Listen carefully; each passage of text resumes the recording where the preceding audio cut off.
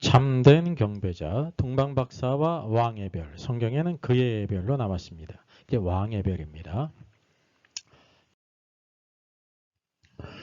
먼저 우리 북펀딩에 참여한 분들에게 알려드립니다. 요한계시록 인사이드 이제 출간이 좀 늦어졌습니다.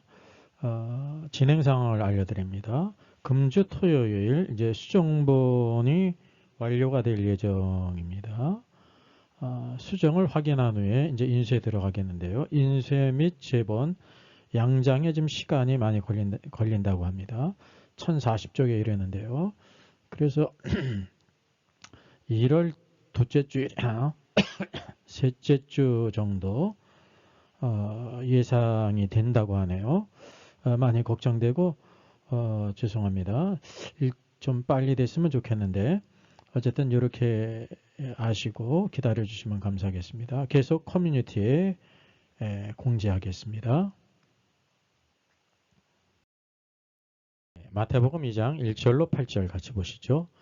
헤로당 때 예수께서 유대 베들레헴에서 나심에 동방으로부터 박사들이 예루살렘에 이르러 말하되 유대인의 왕으로 나신 이가 어디 계시냐. 우리가 동방에서 그의 별을 보고 그에게 경배하러 왔노라 하니 헤로당과 온 예루살렘이 듣고 소동한지라. 왕의 모든 대제사장과 백성의 서기관들을 모아 그리스도가 어디서 나겠느냐 물으니 이르되 유대의 베들레헴이오니 이는 선자로 이렇게 기록된 바 또 유대 땅 베들레헴아 너는 유대 고을 중에서 가장 작지 아니하도다.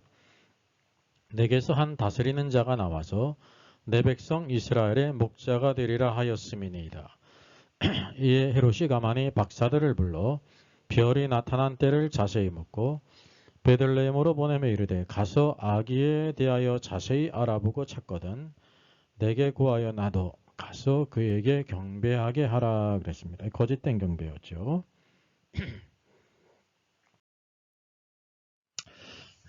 오늘 말씀 보게 되면 동방 박사들이 그의 별을 보고 예루살렘으로 들어갔고요. 그리고 잘못 찾아온 것을 깨닫지 않습니까? 베들레헴에서 그 왕이 탄생한다는 말을 듣고 베들레헴으로 갔습니다. 이제 예루살렘을 나오게 될 때 그의 별을 보고 그의 별이 인도함을 받았습니다. 그리고 결국 아기 예수님께서 계신 집에 들어가 아기와 그의 어머니 마리아가 함께 있는 것을 봤어요. 이제 그가 왕을 경배하러 왔는데 왕의 그 외모를 보니까 강보에 쌓여지지 않았습니까? 사관에 있습니다. 그의 부모를 봐도 왕와는 전혀 거리가 멀거든요. 그럼에도 불구하고 그것을 보고 엎드렸어요. 그리고 아기께 경배를 드리고 보배압을 열어서 황금과 유향과 모략을 그 예물로 드렸습니다. 동방박사들은 참된 경배자입니다. 예수 그리스도께서 이 땅에 탄생하실 때 이제 유대인의 왕으로 오셨습니다. 만왕의 왕이시죠. 참된 경배자가 있어야 합니다. 그래서 마태복음의 중점은 동방박사들, 이방인으로부터 온 동방박사들의 경배가 있었어요. 이방을 대표해요. 그리고 누가복음을 보게 되면 목자들이 경배하죠. 유대인을 대표하는 목자. 그래서 소수의 무리였지만 이방인과 이렇게 유대인의 대표가 이와 같이 참된 경배자로서 경배를 드렸다는 것입니다. 이게 성경이 매우 중요한 것입니다. 동방박사들이 아기 예수님 왕께 경배드릴 수 있는 가장 중요한 것이 있습니다. 이제 그의 별을 보고 얘기했어요. 그의 별, 왕의 별을 보고 찾아봤죠. 여기 보면 왕의 별을 보지 않았다고 하면 결코 왕께 찾아올 수 없었다는 것입니다. 참된 경배자가 될 수 없었죠. 그래서 예수님의 탄생은 2000년 전의 일이지만 오늘도 우리들에게 여전히 어떤 사람이 참된 경배자인가라는 것을 우리에게 보여주고 있습니다. 이 동방박사들이 왕의 별을 보고 찾아왔듯이 오늘도 이 왕의 별, 성경에서 말씀하고 있는 닥트린을 깨달을 필요가 있습니다. 이것은 지나간 시대의 말씀이 아니라 오늘도 여전히 우리들에게 중요한 메시지를 주고 있습니다. 그래서 이 시대에 우리가 동방박사와 같이 참된 경배자인지 그것을 찾아볼 수 있어야 됩니다. 여기 예수님이 계십니다. 성탄절의 주인공은 예수 그리스도십니다. 그리고 마리아가 있죠. 마리아가 얼마나 많이 헌신을 했습니까? 여기 박사들이 있습니다. 그리고 예물도 있습니다. 참된 경배자의 그 경건한 믿음이 있었을 뿐만 아니라 여기 참된 경배자는 합당한 예물이 있어요. 그래서 황금과 유향과 모략을 예물로 드렸죠. 경배하는 사람이 예물이 없다고 하면 참된 경배자가 아니거든요. 그래서 여기 참된 경배자가 있습니다. 그래서 오늘도 말씀의 초점은 참된 경배자에게 두는 것입니다. 성탄절의 중심은 예수 그리스도세요. 성경의 중심은 예수 그리스도예요. 모든 역사의 주인공이 예수 그리스도세요. 그래서 예수 그리스도가 계시는데 누가 참된 경배자가 될 것인가 동방박사를 보면서 오늘도 어떤 믿음을 가져야 되는지, 그래서 이제 동방박사 되게 한 중요한 것이 뭐냐면 그의 별을 보고 찾아왔다는 사실이죠. 오늘도 우리들이 이 그의 별이 어떤 의미인지를 찾을 필요가 있습니다. 자, 여기 박사들이 이제 그의 별을 보고 계속해서 유대 땅으로 들어오지 않습니까? 헤롯 왕 때 예수님이 유대 베들레헴에서 나셨습니다. 말씀하신 대로 약 430년 동안의 그 이제 침묵기, 공백기가 있었죠. 그런 후에 이제 그리스도께서 탄생하셨어요. 동방으로부터 박사들이 예루살렘에 이르렀습니다. 그리고 유대인의 왕으로 나신 이가 어디 계시냐?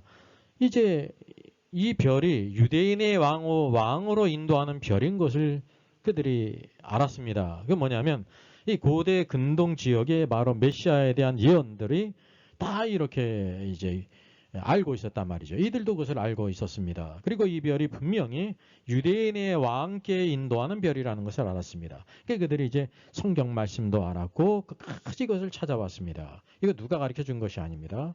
그래서 우리가 동방에서 그의 별을 보고 그에게 경배하러 왔다 그랬어요. 이게 중요한 것이 그의 별이에요.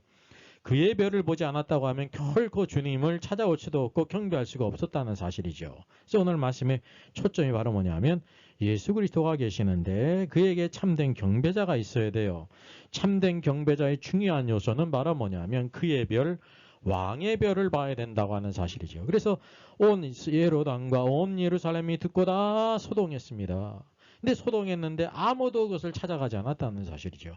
그래서 이제 헛된 경배자였다는 거예요. 오늘도 우리들이 어떤 경배자인지가를 스스로를 검증할 필요가 있습니다. 우리는 듣고 소동하고 그리고 많은 사람인지 그 정말 동방박사들과 함께 떠난 사람이 아무도 없잖아요. 찾아간 사람이 아무도 없어요. 경배한 사람도 없고 예물을 드린 사람도 없어요. 그러니까 참된 경배자는 수많은 여정 과정을 그의 별을 보고 찾아왔을 뿐만이 아니라 끝까지 가서 그 이제 강보에 쌓인 예수님을 보고도요. 그의 어머니 마리아를 보고 엎드렸어요. 경배하고 그리고 가져왔던 보물, 황금과 유향과 모략을 드렸습니다. 이 참된 경배자입니다. 오늘도 우리들이 동방박사들이 가졌던 참된 경배자의 그 요소를 우리가 본받아야 될지입니다.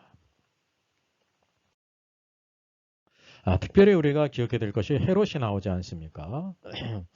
헤롯이 나오는데 여기 헤롯 왕이 나오지 않습니까? 이게 두 번째 줄 헤롯 대왕이 있죠. 헤롯 대왕의 그 아버지가 바로 누구냐면 헤롯 안티파타 2세예요. 여기 2세인데 여기는 이두메 출신, 에돔 출신입니다. 그래서 늘 콤플렉스가 있습니다. 콤플렉스가 있어요. 왜냐하면 정통 유대인이 아니라는 것입니다. 헤롯 대왕도 마찬가지입니다. 그래서 아주 정권을 잡는데 아주 혈안이 됐고, 그리고 외적으로는 막 이렇게 막 경건하고 성전도 건축하고 막 그러지 않습니까? 이게 이제 헛된 경배자예요. 그 결국은 이제 2살짜리 이하의 모든 아이들을 다 죽이지 않습니까? 누구를 죽이려고? 예수 그리스도를 죽이기 위해서 2살짜리 이하의 모든 아이들을 다 살육하는 이런 악한 자였다는 사실을 기억할 필요가 있습니다. 그 성경에 헤롯이 많이 나오지 않습니까? 이게 많이 찾아보면 다 나올 수 있는데, 여기 이제 네 번째 줄 여기 아켈라오가 있고, 이 마태복음 2장에 나오는 아켈라오가 있어요. 이 헤롯 대왕이 죽은 이후에 예수님이 이제 애굽으로 피신한 이후에 다시 돌아오지 않습니까? 그때 이제 아켈로가 왕이 됐어요. 그래서 두려워하게 될 때 주의 사자가 현몽해서 그럼 나사렛으로 올라가라 그래서 나사렛 사람이라는 성경의 예언의 성취가 됩니다. 그 뒤에 헤롯 안디바가 있죠. 헤롯 안디바는 그 이제 그 부인이 누구냐면 여기 헤로디아를 했습니다. 원래 헤롯 빌립의 아내였는데 그 형제의 그 아내를 취하지 않았습니까? 그리고 또 중요한 것은 여기 빌립 2세가 있는데 빌립 2세는 또 헤로디아의 딸 살로메와 또 결혼하지 않습니까? 그러니까 아주 성적으로든지 또 세상의 권력자의 그 모든 악한 것은 다 가지고 있습니다. 그래서 이 정권에 비풀린 이제 황제 네로 황제를 비롯해서 로마 황제들의 비율을 맞추면서 정권을 유지했던 그런 헤롯 왕가가 쭉 나오고 있습니다. 사도행전 12장에 나오는 헤롯은 아그리파 1세입니다. 오늘 성경 마태복음 2장에 나오는 헤롯은 헤롯 대왕을 가리키는 것입니다. 두 번째 줄에 나와 있죠. 마태복음 2장 1절로 10절. 그래서 세례 요한을 죽였던 헤롯은 여기 헤롯 안디바예요. 그리고 야고보를 또 이렇게 죽였던 그 헤롯은 헤롯 아그리파 1세입니다. 그렇게 성경을 구별하면 이해하기 좋을 것입니다. 자, 여기 동방박사들이 예루살렘으로 들어가서 유대인의 왕으로 나신 이가 어디 있느냐 물었습니다. 결국 그들이 이제 헤롯 왕 앞에 가지 않습니까? 헤롯 왕과 온 예루살렘이 다 듣고 소동을 벌였습니다. 헤롯은 언제나 자기의 권력 유지에 관심이 있지 않습니까? 그래서 이제 왕을 찾으러 왔다고 하니까 깜짝 놀라면서 이제 대제사장과 서기관을 부르지 않습니까? 이제 메시아가 어디서 나겠는가? 미가서 5장 2절에 베들레헴에서 탄생한다고 합니다. 그래서 베들레헴에서 탄생할 것이라는 것을 알려줘요.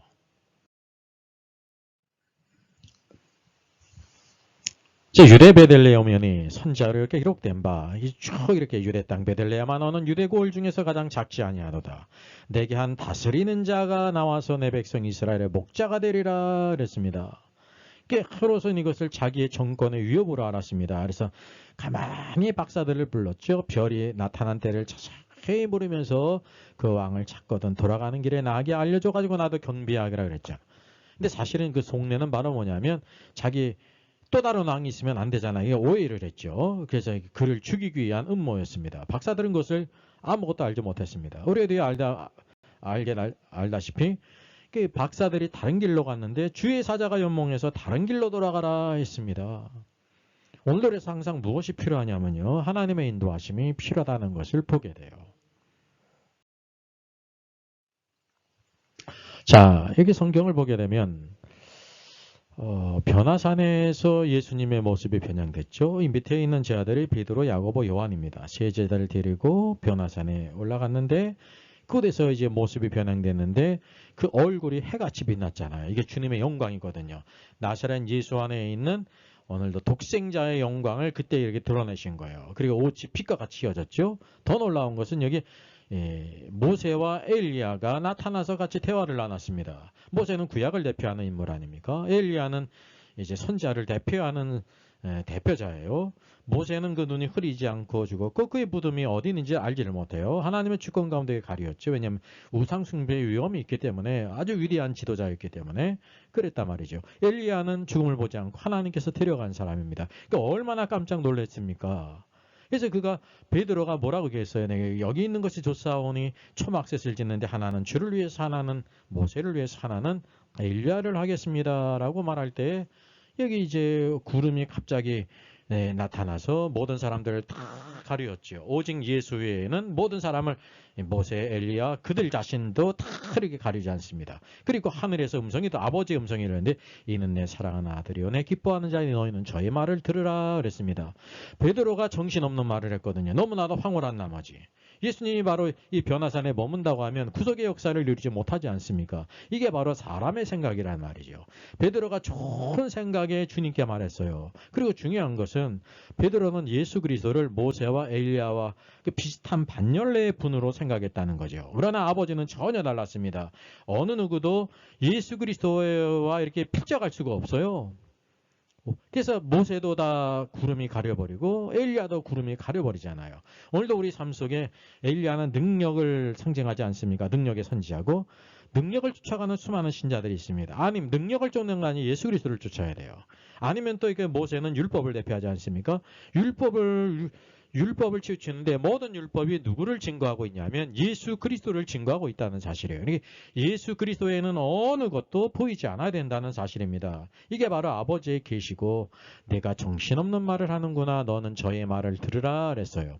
믿음의 본질은 우리가 무엇인가를 말하는 것이 아니라 그분의 말씀, 그리스도의 말씀을 듣는 것입니다. 오늘도 성령의 교회들에게 되시는 말씀을 들어야 된다는 사실이죠. 그래서 이것이 올바른 계시를 받는데 잘못 깨달았잖아요. 오늘도 수많은 계시는 종결이 됐는데 수많은 사람들이 계시를 받았다고 예언을 받았다고 하는 사람들 있지 않습니까? 이건 성경을 완전히 떠난 것입니다. 여러분 그것을 잘 분별할 필요가 있습니다. 그래서 베드로후서 1장 18절 21절 이렇게 말씀해요.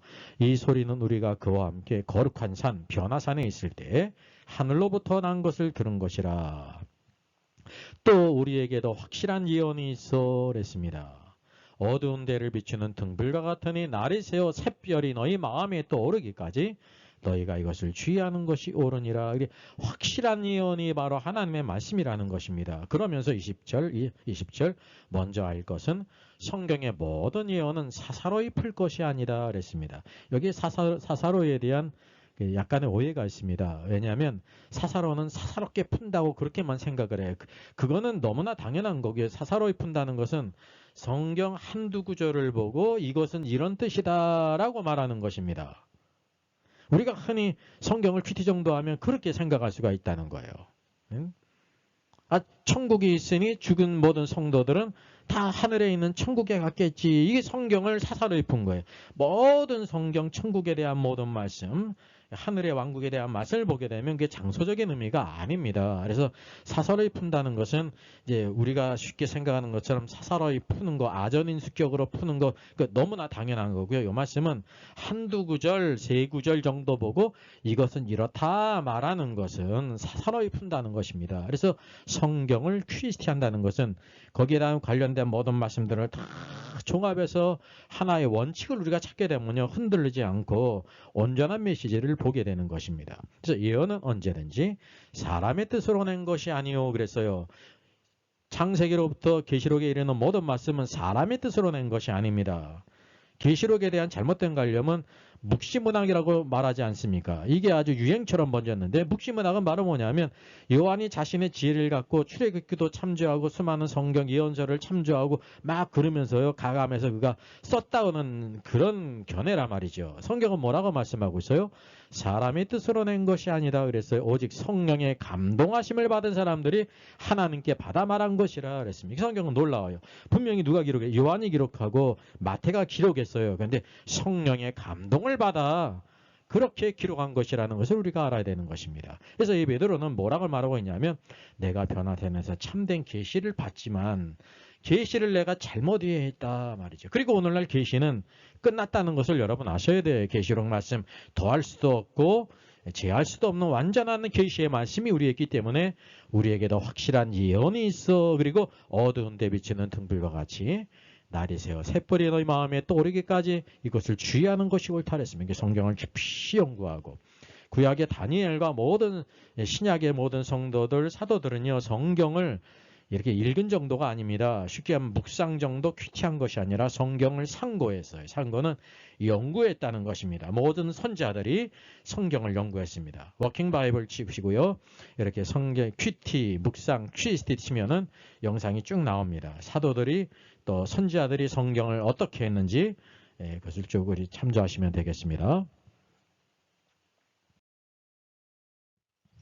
자, 그래서 우리 계시록 말씀에서도 내가 또 그에게 새벽별을 주리라 그랬습니다. 이기는 자에게 주시는 약속이죠. 이 말씀을 보게 되면 새벽별을 이렇게 뚝 띄어다 준다는 뜻이 아니잖아요. 그러니까 문자적인 뜻이 아니죠. 교회에 주시는 말씀은 교회에 주시는 말씀은 문자적인 의미가 아니라 상징적인 의미입니다. 그래서 이게 새벽별 동이 트기 전에 가장 어두울 때 새벽별이 뜨지 않습니까? 금성이 있잖아요. 그것처럼 예수 그리스도를 상징하는 것입니다. 그러니까 어두운 시대에 새벽별이신 예수 그리스도, 빛이신 예수 그리스도를 성령 안에서 오늘도 우리에게 비춰주신다는 것입니다. 그래서 오늘도 하나님 말씀 가운데 인도하심을 받는 사람이 된다는 사실이죠. 오늘도 동방박사들이 왕께 경배할 수 있었던 것은 그의 별을 보고 따라왔기 때문이에요. 그의 별, 왕의 별. 왕의 별은 하늘에 있는 것입니다. 오늘도 마찬가지예요. 오늘도 하나님의 모든 말씀은 사람의 뜻으로 낸 것이 아니라 성령의 감동하심을 받은 사람들이 오늘도 그것을 받아 쓴 것이라는 사실이죠. 이게 이제 근원이 어디에 있냐면 하늘에 있다는 사실이죠. 어두운 데 비치는 빛과 같은 하나님의 말씀 가운데 오늘도 다시 오실 주님, 오늘 새벽별이신 주님을 누리면서 오늘도 그리스도를 위해서 참된 경배자로 살아 승리하는 저와 여러분이 되기를 축원하겠습니다.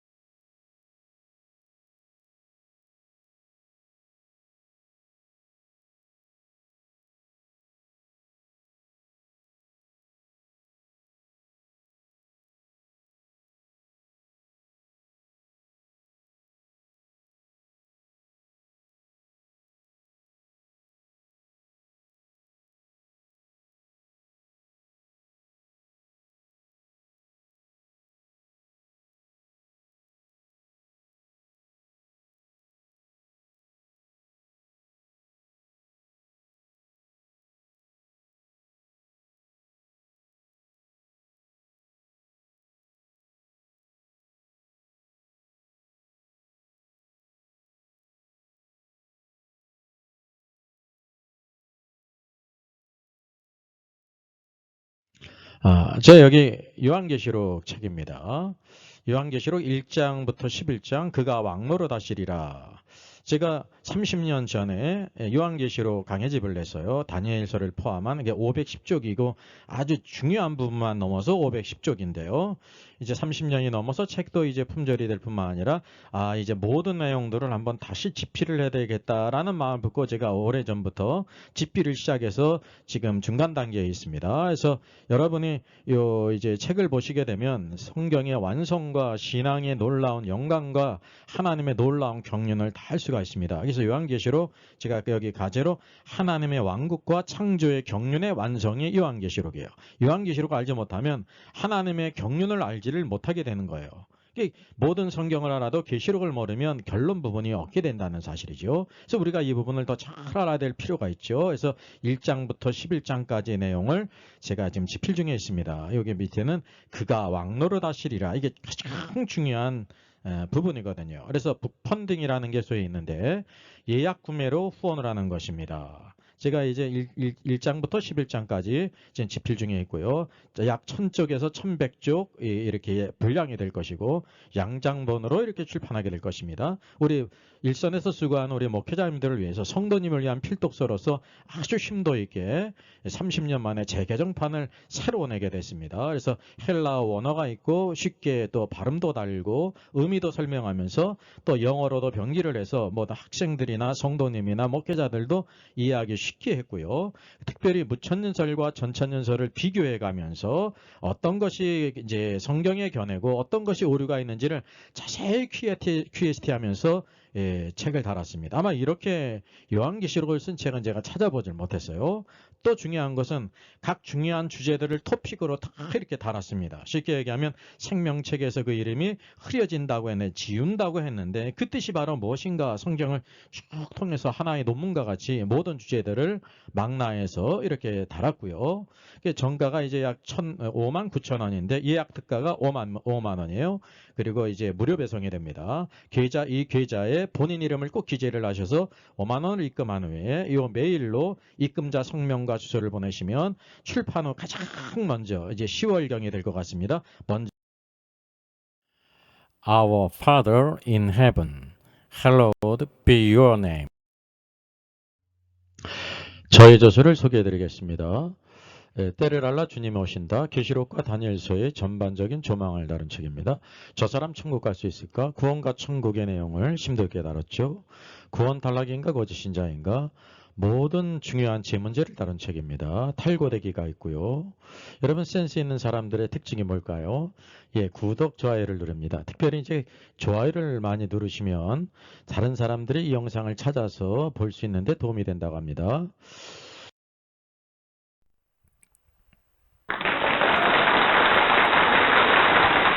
수고하셨습니다.